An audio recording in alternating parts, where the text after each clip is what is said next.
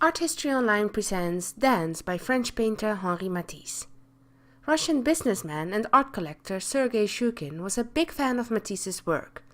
In his Moscow palace, he even turned an entire room into a Matisse salon. So even when French collectors thought of Matisse as a madman, he still received acknowledgement and financial success thanks to Shchukin. Even though Dance is often discussed as a single painting, it is actually one of a pair. Matisse made a pair of monumental paintings named Dance and Music, specially for the spiral staircase in Shchukin's Moscow palace. The oil on canvas paintings differ slightly in size. Dance measures 260 by 391 centimeters, but Music measures 260 by 389 centimeters. Imagine walking up the staircase in a palace, greeted by an enormous dance on your left and music on your right. After the October revolutions in 1917, Shchukin's art collection was confiscated by the Russian communists, and among other works of art, the Matisses were hid away for decades. Nowadays, both Dance and Music are hung in the Hermitage in St. Petersburg, Russia. The famous preliminary study Dance 1 is hung in the Museum of Modern Art in New York. Even though it is a study for dance, it is also an oil and canvas and even has the same monumental measurements. Before we discuss the context and interpretation of Dance any further, we'll take a look at its visual qualities. Looking at the painting Dance, we can see 5 figures dancing in a circle while holding hands. Even though the figures are undressed, it's not really clear if the figures are female or male. There is a lack of detail throughout the painting. The painting mainly consists of 3 large dominant elements: the orange figures outlined with heavy contours, against a blue and green background.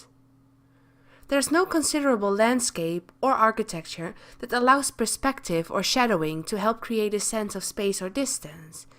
There are no extensive details that help shape the figures and mold their flesh. And the canvas is enormous, so it's not that its size wouldn't allow an artist to work on applying fine details. But for some reason, Matisse didn't need all this. He managed to create movement, space, and material expression with so little. It might be the simplicity of an endless sky and the bouncy earth, resonating the rhythm of the dancers.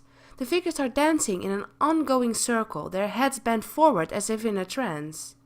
The fluid, swift contours outlining the bodies and their limbs emphasize the circular movement, the dance.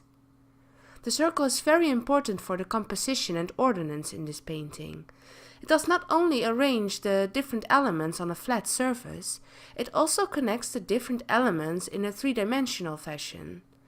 The figures are on different planes, closer or further away, are all connected in the suggested space because they are placed in this circle. The ongoing movement in Dance is in such contrast with the figures in Music.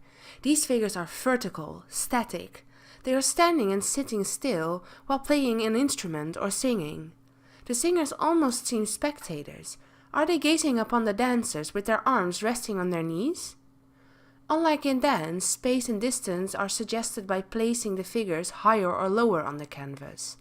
The lower figures are closer and the higher figures further away from us, the viewer. Matisse painted the motif of a dancing group before. It was also featured in The Joy of Life. If you want to know more about The Joy of Life, you can watch the video that is completely dedicated to this wonderful painting. For Dance, Matisse has isolated the motif of a dancing group and seems to have distilled it to its essence.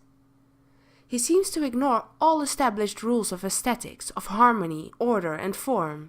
Throughout his life, Matisse was exploring the relationship between color and lines and searching for ultimate harmony.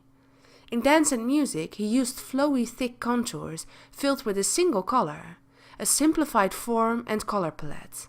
The paintings are big, with clumsy figures inspired by primitive art, and shockingly bright colors suiting Matisse's Fauvist connections. But for some reason, it works. Matisse believed that colors don't work in isolation, they always work together. The Hermitage Museum explains the paintings as expressive harmony of green, red and blue, where man unifies with earth and heaven.